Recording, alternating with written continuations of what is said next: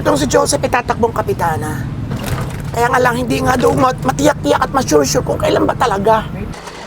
Hindi kita ko si Ate Malin. Ayan na, andyan si Ate Malin. Ha? Ayun, si Meldy. Ayan na, oh.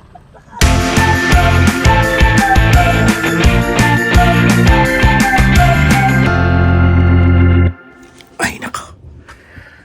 Nag-ano tayo? Nagdadayariya tayo. Hindi ko alam kung ano nakain ko. Ngayon, eksakto pa naman. Etong si kapatid, magpapakain sa mga kaibigan namin, yung mga close namin. Nagchat kami kanina, sabi ko baka hindi ako makapunta kasi talagang kumikirot. Anong tawag sa ganun? Nakalimutan ko anong tawag dun eh. Nakalimutan ko yung word. So sabi ko baka hindi ako makapunta kasi palis sa isang araw. Kaya ito talaga, nakaplano na ito matagal na. Eh ano gagawin? Masakit ang tiyan natin. Sumabay pa. Hindi ko alam kung bakit.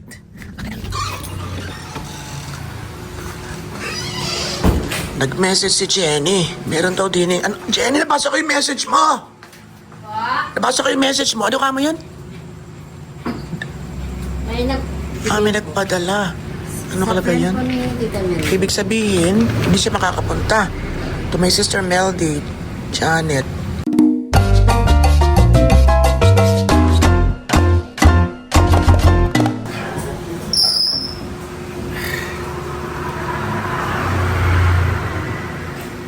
Magandang araw. Maliwanag. Ang hirap ng may dinaramdam. Hindi ka makaligo, hindi ka makapag... Kainis. Grabe na si Jenny. Diyan lang kayo mga bata. Pero maliligo na tayo. Para baka ginawa ng kaunti.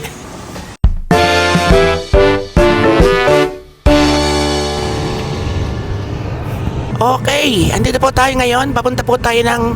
Lumabas na rin po ako kahit ako ay nagsosyo ng maghapon at medyo umayos-ayos yung aking pakiramdam para masamahan natin si kapatid sa kanyang balak-balak doon. Alam ko magpipizza-pizza lang kami doon sa Memorial Garden sa Puntod ng Inay.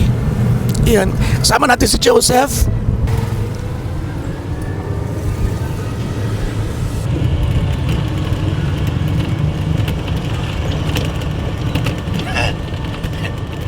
Katatapos ang mag-show arting-arte na ulit. Kachat ko si Meldy kanina lang, nasa SSS pa raw siya. So, hindi ko inaasahan na nandun na sila ngayon pagdating namin. Kasi ano pa lang 10 minutes ago nasa SSS pa raw. Mag-aalas 5 na kaya. So, ika nga, it's my sister's time to shine. Sa siya naman yung mga nagbibili ng kung anak-anak dun sa para sa inay. Alam ko may binili siyang parang maliit na table. May binili siya doon na, hindi ko lang alam kung nakabili siya ng candle holders. Pero parang may chair na pwedeng, kaso paano yun? Saan nilalagay yun doon? Nagkakanakawan din kaya sa mga sementeryo. Kahit pa sabihin parang mala-private, meron pa rin ilang nakakalusot. Pero aywan ko lang dito, siguro naman ay hoping kasi may gwardiya naman So siguro nga wala. Hindi ko alam kung yung gwardiya ay magdamag kaya doon, Maricoy. Palagay mo, magdamag yung gwardiya doon? Oo. Saan yung bayan ng mga tricycle?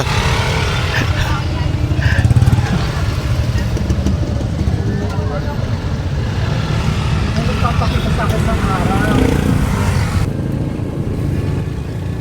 Ito po yung way papunta sa Inay. Saan nandyan na rin sila? Inaasikaso po kasi ni kapatid lahat na ng mga papeles niya. SSS, Pag-ibig, PhilHealth, mga ganun. Pati yung senior card. Sabi ko nga sa kanya, sa sunod na pagbalik niya, hindi man siya lagi nagtititigil dito. Pero tama nga naman, mabuti nang meron na agad. And ano pa ba? Yun, yung kinuha niya ng isang araw. Pinuntahan natin siya, yung national ID. Etong si Joseph itatakbong kapitana. Kaya nga lang, hindi nga daw matiyak-tiyak at masyur-syur kung kailan ba talaga. May tao. Papalit-palit daw, doon nga doon. May tao na yun, tao doon. Meron na ako. Sino Kuya Lito? I-U-turn muna natin, lampas muna natin, ha? Saan nakita? Ha? Ayan na sila, oh. Ayan. Kaya sila Kuya Lito. Ayan. Hindi nila ako napansin kasi lagi ako di ba, nakasasakyan. Tito Robert! Kasama ko. Natalo dyan.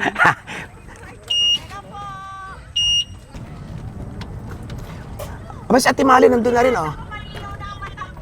Sino yan? Sino yan?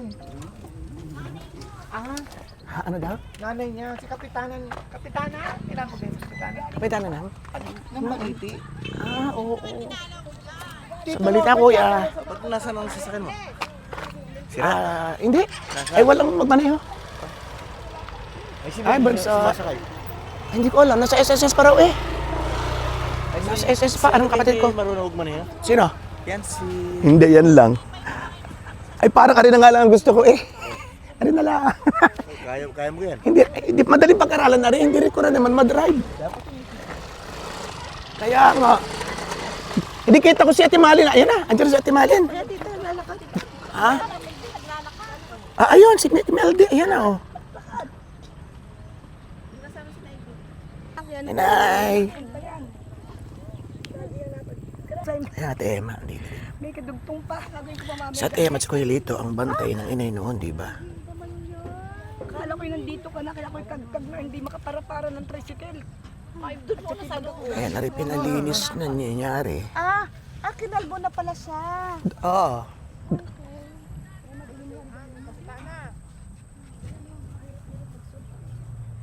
Si Joseph ang papakwento na doon.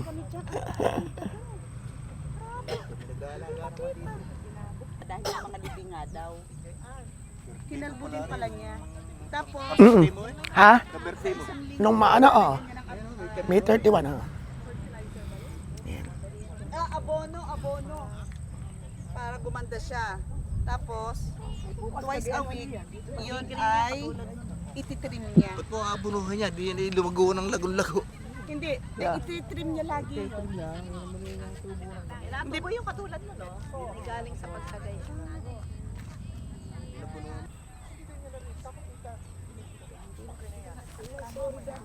Ano yun, ha? Parang sunog, ano? Mamaya pa operasyon po kayo, mga alas 8. Ano nangyari nga pala? Na-aksidente nga pala ang anak ko, kuya. Sa operang bakit hindi sinabi? Hindi ka ba birthday lang nung isang araw, ano? Binati ko pa, eh. Kahapon. Tapos na rin Ay, kahapon din aksidente?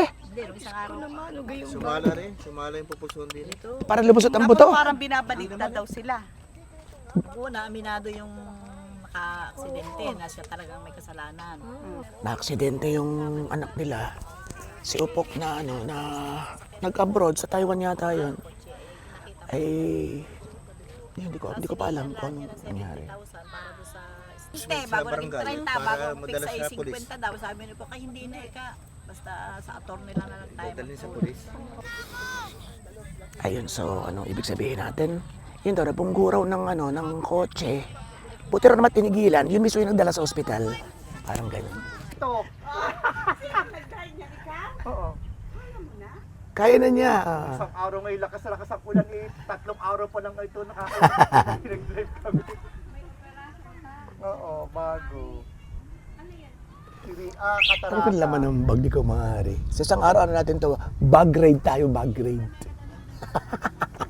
Sa isang araw babagrade kita, ha? Alam mo, kayo may dala ako nito. Oo, ano yan? Yung ginamit ko sa ospital na punda Defensive at saka agad. punda at saka kumot. Dadalhin ko sana sa Ayun. papalaban ko. Akala ko yung lalagyan ng pizza. Hoy! Akala doon lalagyan ng pizza! Lalagyan ko ito ng tubal! Sa isang araw, Mari, ko, bagrade ko ito, ha? Oo. Dito na ko mga halaman. Oo, Okay. sige. Pero siyempre, sasabihan kita para naman maano. Marami yan. May mga Pero mas pouch magandang ako. surprise pala. May mga pouch ako. Wow. Siyempre, lagi Remember the pouch. Oo. Ay, sa isang araw na. Oo. Ibablog nga natin yun, eh. Yan. I-re-raid po natin ang bag ni Joseph at ni Prima. Titignan natin kung anong mga laman ng kanyang pinakamamahal na bag. Ang ganda dito, sa totoo lang. Ang ganda. Magbubukan liwayway na.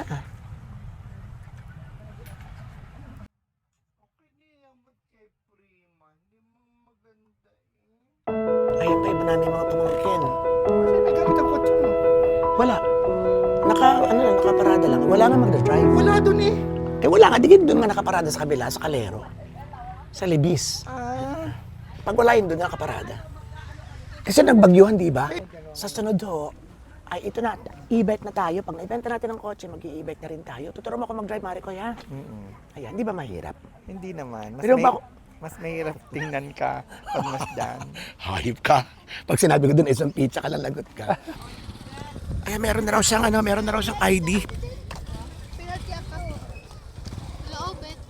Ayan. Ay, hello, bunso. Pizza. National ID ba? Hello.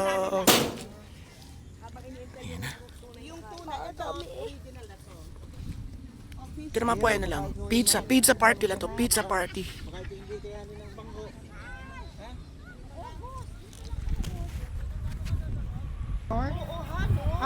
Sa PWD, ang laking discount. Same, di ba? Same. Kaya lang di ko magamit ka. Pag 20% yata. pag nag-auto ko, kung di ako hindi ko magamit. Ako'y nabibwisit eh. Pag nag-ano ka, Okay, nagkakainan na. Ayan. Bunso. Marcos, Bunso ko nonoy. No. Wait.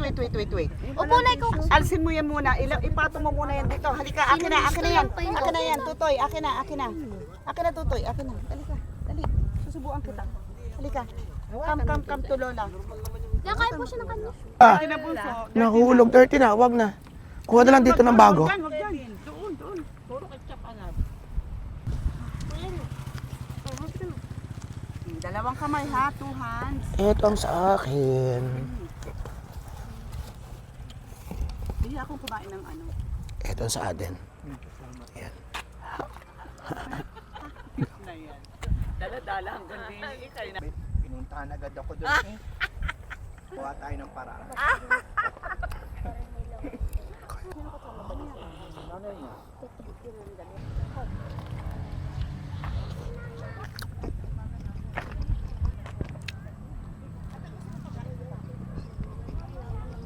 Nakalimot na ako. Nagdadayariya nga pala ako kanina. Hindi nila basta-basta. Agad-agad tinatapos sa basurahan. No? Kaya nga. Ayan.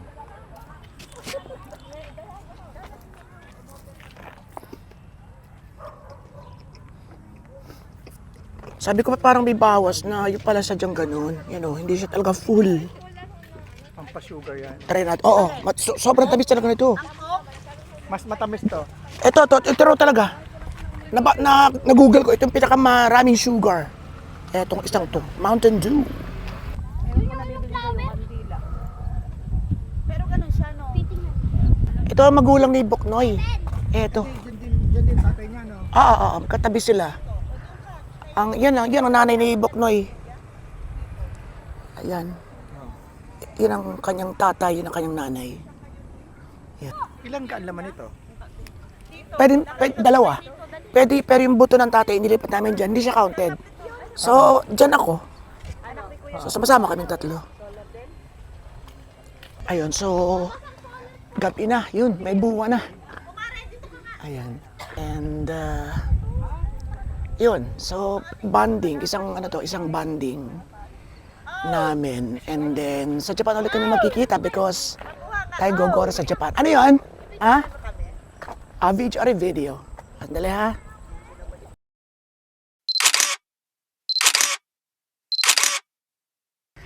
Yan sila Kuya Lito, uwi pa sila sa bukid. Ay naku, yung kukuha talaga tayo ng ng tag dito. Ng e-bike. Pagkatapos natin ng kotse.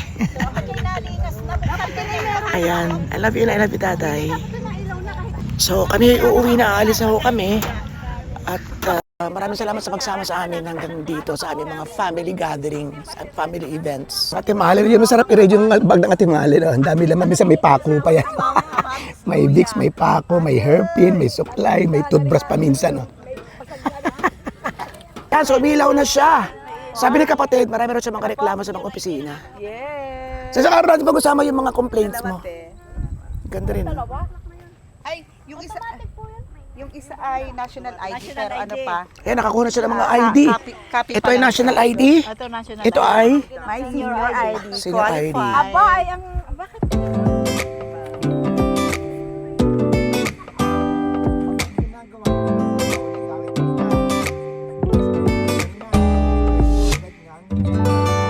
So kami hoy ano pa, magdi-dinner pa. Gusto ko na sanang umuwi, pero sabi ng kapatid, sumama na ako. Total, para magkakasama kami magkakapatid. So yung dalawang nakikita nyo ron, yun ay kaklase or kaibigan pala ni Meldy, ni sister. Yan. Okay, so papunta na kami sa pagdidineran, pagkakainan ng dinner. At syempre, gusto kong kasama kayo. Tara!